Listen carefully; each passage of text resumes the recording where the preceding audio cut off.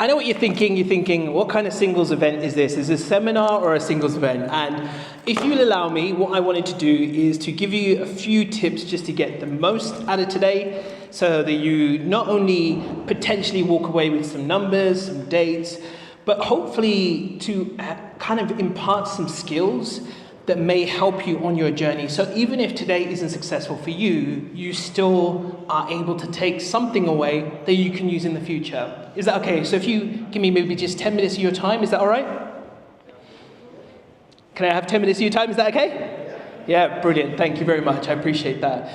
So as Cam said, I've been doing this a really long time. Before I do anything else, let me just tell you a quick story.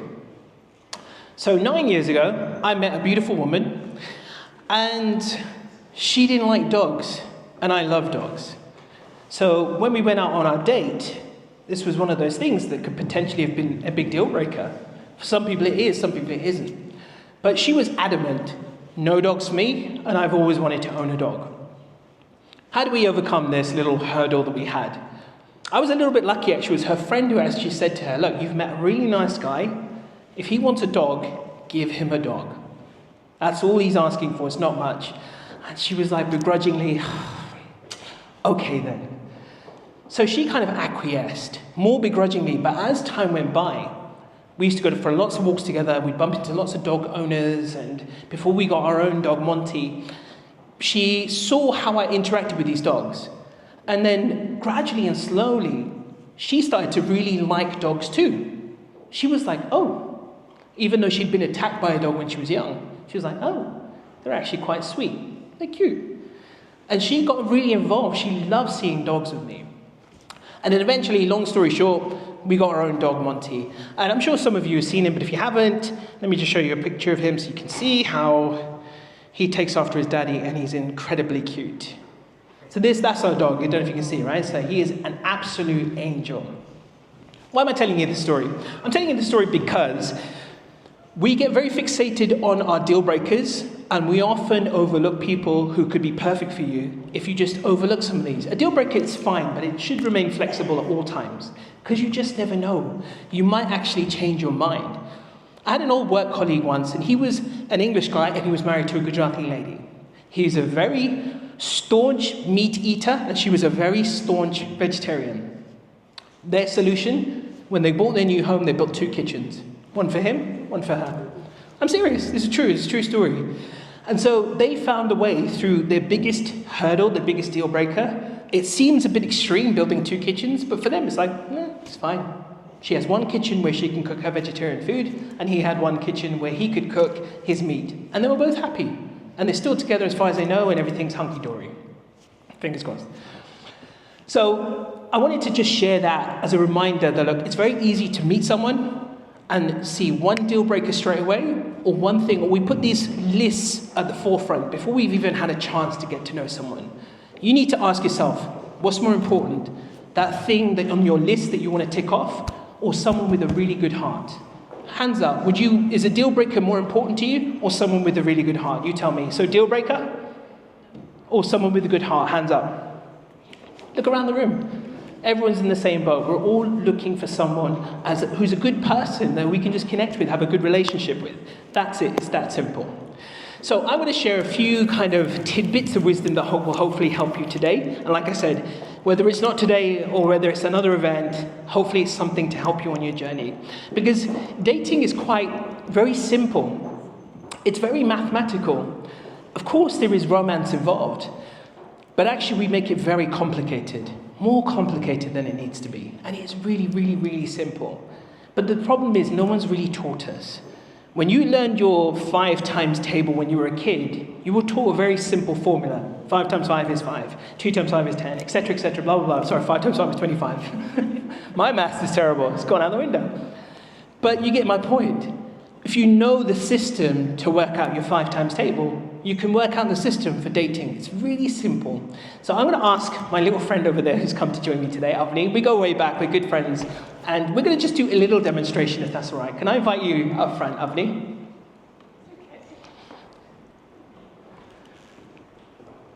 By the way, doesn't she look stunning today as well? Give her a big round of applause. do that. She's feeling a little bit shy today as well, but we go way back. We've been friends for a number of years, and so she's going to help me with a little demonstration. So, I would like for you to do me a favor. Now, when it comes to a dance, let's take any dance, a partner dance, like a salsa.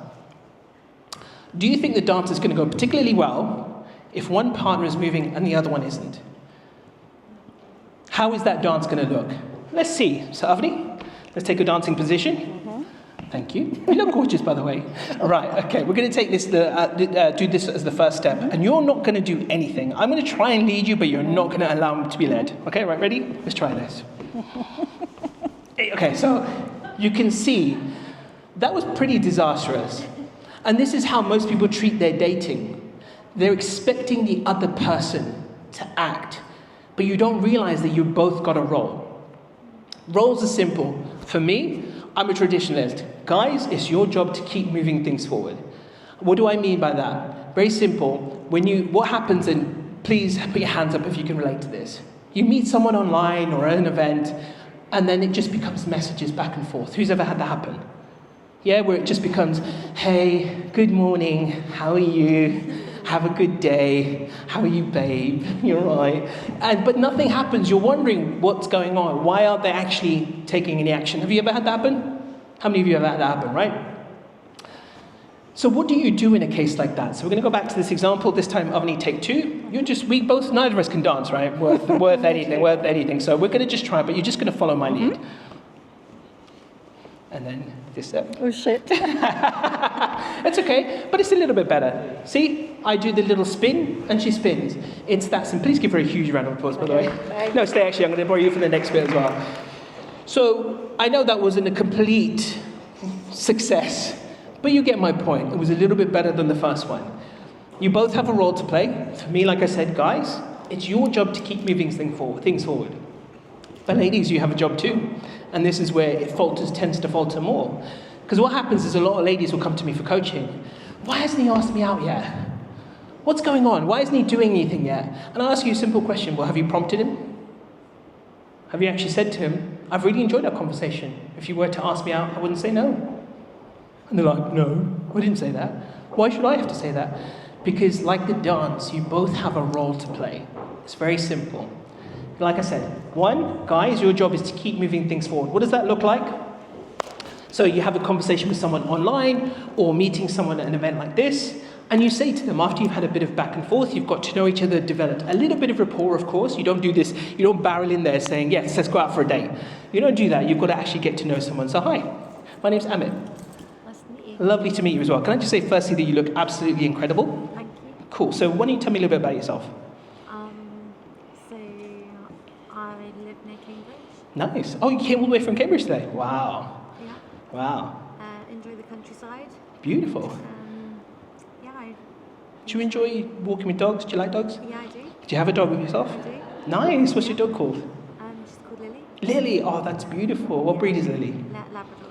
Oh, so amazing. Is she your entire world? Yes. Yeah. And do you kind of like go walking with your other friends and stuff with the dogs? Yeah. Yeah. Brilliant. Lots of friends. Cool.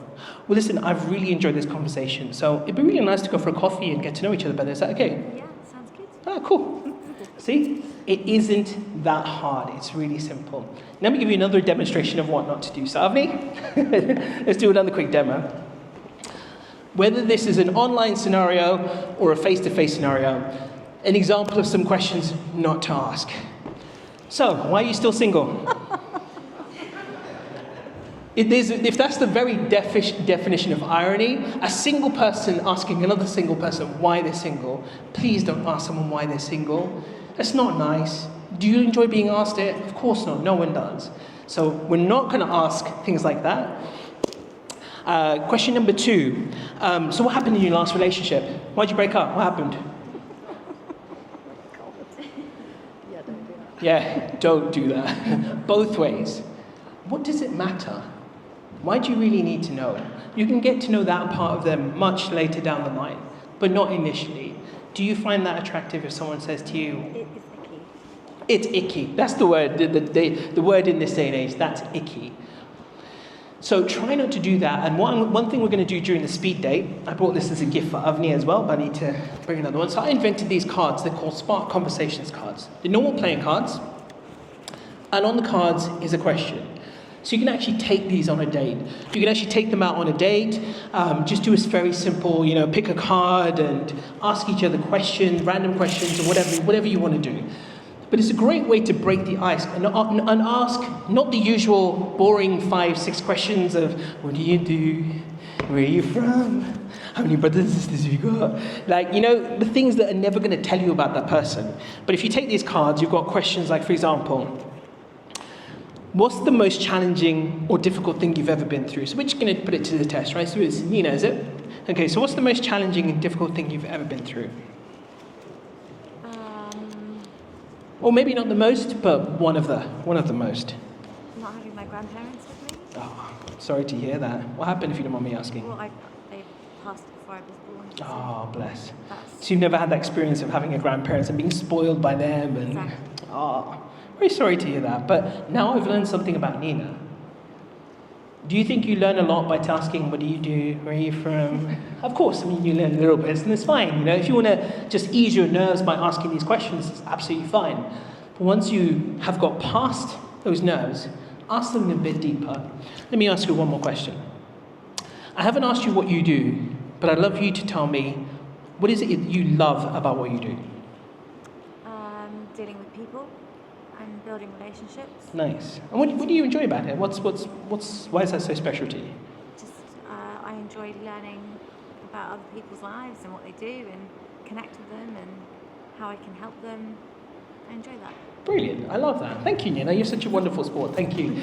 So if you haven't never heard of it, there was something designed by two psychologists called Arthur Aaron and his lovely wife Elaine, and they designed something called the 36 questions. And there are a series of questions that you ask sequentially to each other that gradually get deeper and deeper. And you'll find these questions on my blog. I can give you the link if you like, or you can use the cards. When you go on a date, be prepared. You know what you're going to get asked. You know what's going to be expected of you. But most people go completely unprepared. How many of you would walk into an interview not prepared for your interview? Not a single hand's going up. How many of you prepare like crazy when you go for an interview? How many of you, yeah? Yeah, we all absolutely prepare like crazy. Why wouldn't you prepare for a date? You're preparing for something that potentially you're going to be at for maybe a year, 5 years, 10 years at the most. But when you're selecting something for life, you're telling me you don't prepare. You don't have a prepared list of questions, a prepared list of stories that you want to tell, anything. Last thing I'll give on that side of things is very simple. When you go on a date, it's not an interrogation. You don't have to ask question after question. How we bonded several thousand years ago is through stories. That's how we connected with each other. Learn to tell stories. What did I start off by telling you? I told you something about me. How me and my wife met. The conundrum with the dog. I told you a story. Hopefully it's given you an opportunity to get to know me a little bit better. And we connect through stories. That's how it works. So when you go on dates, be prepared. Have some stories about your life that you want to tell. Like your favorite adventure that you've been on, whether it's, snorkeling in Egypt or hiking in Peru or whatever it might be. Tell stories. Don't give one-word answers when you ask questions about, where have you been on holiday? Peru. That doesn't do anything. Tell a story. I went on a date with a girl once, years and years ago, and she was a master storyteller. And I was hooked. She was telling me a story about a haunted place they were staying at on their vacation. And she talked for about 2 hours, and I didn't say a word, but I was loving it because she was a master storyteller. I'm not great, I'm learning, I'm getting better at storytelling. But that's how we communicate, and that's how we connect, through stories. So when you actually do have your chance to speed date today, we use these Spark Conversation cards. But tell stories, practice it today, so you get a little bit better at it. I think you're more than ready now to get on with the actual day. So how it's going to be structured is very simple.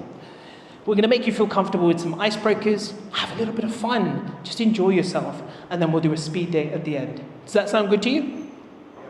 And one thing I will say, just the last thing as well, in terms of how you connect with each other, it's entirely up to you. We're not going to facilitate you getting someone else's number or anything like that.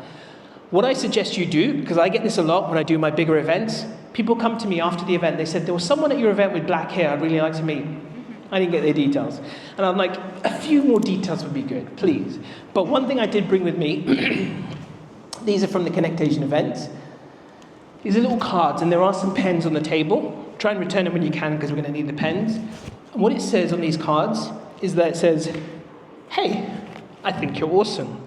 I hate dating apps, so if you want to, let's connect. And it gives you a chance, there's a little space where you can put your number, your email, your Instagram, whatever else you want to put on there. But don't leave here today without connecting with the person that you want to connect with. So that's the biggest, challenge that I face when I do these kinds of stuff. Is that people come to me afterwards saying, there was someone there, but I didn't get their details. Can you help me get them? And I'm like, then I have to spend hours trying to get their details. So, does that make sense? Promise? Can I get a little kind of like promise you won't do that today? You won't do that to me today or the organizers. Is that okay? Can I get a little hands up and say, I promise I will not walk out here. Besides, I'll be standing on the door so you're going to have to get through me and I'll be asking you that question. Did you get the details of the person you wanted? Cool? So you have that agreement? All right, cool.